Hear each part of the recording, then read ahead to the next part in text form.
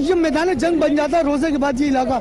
ये दिखा सकते हैं, ये वो दुकान है जिस दुकान पर मुसल्लह अफराद ने हमला किया और तोड़फोड़ करी। बहुत बुरी तरीके से लूटा गया, बहुत बुरी तरीके से ये दुकान लूटी गई है। किस टाइम लूटी गई है? रोजे के बाद, रोजा खोलकर आते हैं, रोजा खोलने के बाद फौरन लूटी गई है।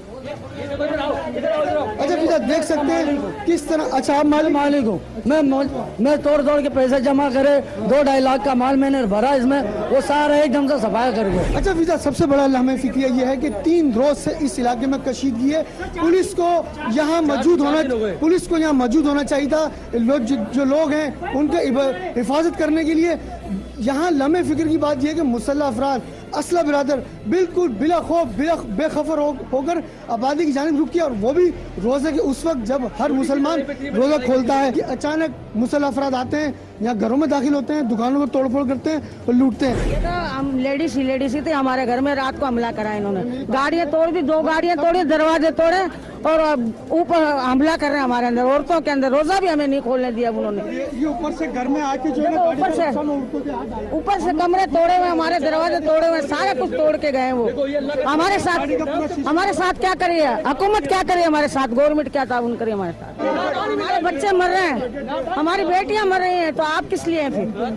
अगर हम सर्वे करें और अगर मुकम्मल तौर पर जो है आगे के पूरे इलाके की जानिब बने तो बड़े पैमाने पर तबाही हुई है। यहाँ इलाका मकीन बड़े मुश्तिल हैं, खौफ में मुब्तला है, पुलिस भी इनको तहफ़्फ़ुज़ फराहम नहीं कर रही। जहां कराची की तबाही की जिम्मेदारी बहुत सारे कंधों पर आयद होती है, वहीं पुलिस की नाकिस कारकर्दगी भी एक अहम वजह है। ये खूनी लड़ाई भी वर्दी वालों को 3 दिन तक दिखाई नहीं दी, लेकिन जैसे ही कैमरे की आंख खुली तो पुलिस वालों की आंखें भी खुल गईं। जुम्बुल्ता की टीम जब यहाँ पहुंची तो इलाका मकीनों ने अपना मौक़िफ़ पेश किया, बड़े मुश्तिल थे, इलाके में कशीदगी भी सिलसिला था। पुलिस की नफरी जो है कुछ फासले पर कुरैशी बरादरी के इलाके में तैनात थी और वहाँ उनकी शायद उनकी हिफाजत की जा रही। जब जुम्बुल्ता की टीम यहाँ पहुंची जब यहाँ पहुंची तो पुलिस को होश आया कि मीडिया अब उस इलाके में दाखिल हो चुका है, मीर आलम बिरादरी तक। तो पुलिस की SHO साहब पुलिस के हमरा यहाँ पहुँच गए और सिर्फ फर्ज अंजाम देने के दौरान तसल्ली दे रहे हैं कि हम यहाँ मौजूद हैं, FIR काट दिए, लेकिन जख्मों पर नमक छिड़कना नामुमकिन वाली बात है। जो हो गया सो हो गया, लोग लूट गए, पिट गए, किसी का जान से गया, कोई तबाही का नुकसान किसी ने उठाया। हम बात करेंगे इस मौके पर पुलिस अफसर से, वो क्या कहता है। ये परसों इनके बच्चों के ऊपर झगड़ा हुआ था, तो एक कुरैशी बरादरी है, उनके कोई लड़के मेरा आलम बरादरी का, तो उसमें वो आए थे थाने में, ये लोग आए नहीं, ये अपनी बरादरी बेस के मौजू के ऊपर सुलह वफाई के चक्कर में लगे रहे। तो कल फिर इनकी सुलह को कोई चक्कर था, तो कुरैशी बरादरान वाले आए, उन्होंने इनके बच्चों को फायरिंग कर दी, जिससे वो हलाक हो गया और जख्मी हो गया। तो अब इनकी हमने प्रॉपर FIR वगैरह भी दर्ज कर दी और यहाँ भी किया है। जब ये तदफीन हो जाए तो इसके बाद हम इस इलाके का प्रॉपर एक्शन दो सकते हैं ऑपरेशन। सर बताइएगा, हम इस टाइम जहाँ खड़े हैं ये कौन सा इलाका है? कराची का इलाका है, अंदरूनी सिंध का इलाका है? ये कराची है, कोरंगी का इलाका है, कोरंगी ऐसे एरिया कोरंगी। जिस तरह यहाँ मैंने लोगों की गुफ्तगू सुनी, लोगों ने अपना मौक़िफ़ पेश किया, जिस तरह तबाही हुई, मुझे नहीं लगता कि शायद ये कराची का इलाका है। नहीं, आपको लगना चाहिए कराची के, आप भी कराची के रहते हो। लगना चाहिए सर, 4 दिन से हम पे जुल्म हो रहा है, पुलिस हमको आज नजर आई है। इसका सेहरा ARY को जाता है, जिसकी बदौलत पुलिस आज यहाँ पर मौजूद है। 4 दिन से यहाँ पे पुलिस नहीं है, ये सिर्फ ARY का है, ये इनका जो चैनल है, इनकी वजह से पुलिस आज यहाँ मौजूद आई है और उन्होंने हमसे हमारी फरियाद सुनी है। हमारा 4 दिन से हम पे जुल्म हो रहा है, 4 दिन से जुल्म हो रहा है हम पर। आपको SHO साहब ये कह के जा रहे हैं कि हम आपको 10 मोबाइलें और बख्तरबंद दे के जाएंगे। सुबह से लेके अभी तक एक मोबाइल भी नहीं थी। के जो असलो सलूक वाले लोग हैं, उन्होंने पुलिस को भी अंदर दाखिल नहीं होने दिया। 3 घंटे 4 घंटे से मुसलसल फायरिंग हो रही थी, गोलियां बरसाई जा रही थी, लोग फोन कर रहे हैं, ये कह रहे हैं कि तुम्हारा आपस का मसला है, तुम करो। जिसका नुकसान होगा वो एहतजाज तो करेगा, लाशें गिरेंगी तो अंदर ही अंदर आतिशफिशां भी फटेंगे, जिसका नतीजा यकीनन तबाहकुन होगा। मगर इंसाफ के तकाजे तब तक पूरे नहीं होते जब तक दोनों अतराफ का मौक़िफ़ मालूम ना हो। तो किसकी बात में कितना दम है, कौन जालिम है और कौन मजलूम, ये दिखाएंगे आपको, लेकिन एक शॉर्ट ब्रेक के बाद।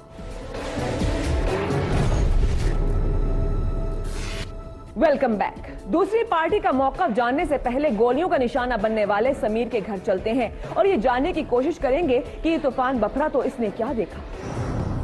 अच्छा फिजा, ये है वो फायरिंग के तबादले जख्मी समीर का घर, जहाँ मौजूद है। समीर जख्मी हालत में पड़ा हुआ है अपने घर में। हम इससे बात करते हैं, वो क्या कहता है।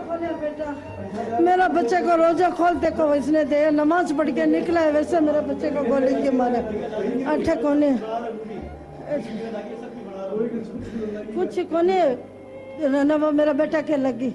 मेरा आदमी बीमार है भाई, हमारे को तो माफ करो। इसका डर लगता है हमारे मेरे बच्चे को नमाज पढ़ते को मारा है। अच्छा, हम बात करने की कोशिश करते हैं समीर से, जो इस टाइम अपने घर में आराम फरमा रहा है, उसको गोली लगी थी। क्या नाम है बेटा? समीर। सलीम? समीर। समीर, समीर कैसे हुआ ये वाकया? मैं बाहर गया था, नमाज पढ़ने के लिए गया था, तो मैं एक तरफ खड़ा हो गया था, तो पता नहीं कहाँ से मुझे लगा कि पत्थर आया है, तो वो गोली आई थी, पता नहीं कहाँ से आई थी, बहुत जोर से लग गया। फिर मैं भाग कर गया हॉस्पिटल के बाद, किसी कज़न लेकर गए थे मुझे हॉस्पिटल। बच्चों पर इस तरह गोलियां क्यों बरसाई गईं? गलती किसकी है?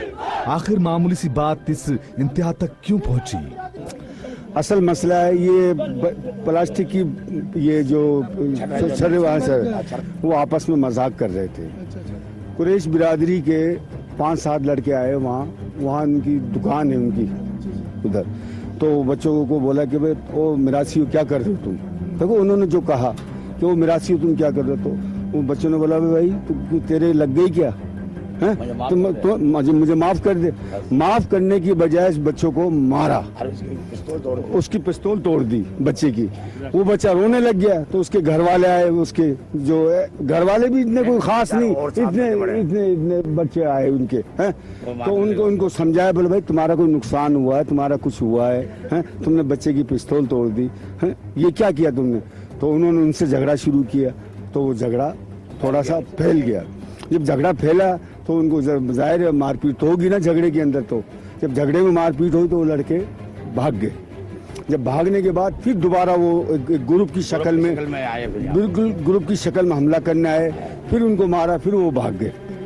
तो मैं खुदा और खुदा के रसूल को हाजिर और नाजिर होकर कहता हूँ, जब वो बात खत्म हो गई तो किसी को पता नहीं भाई बच्चे से झगड़ा हो जाता है, खत्म हो गई। हम सुबह फजर की नमाज सेरी वेरी करके फजर की नमाज पढ़ के हम घर आए, सोए बस खाली। तकरीबन 500 आदमी का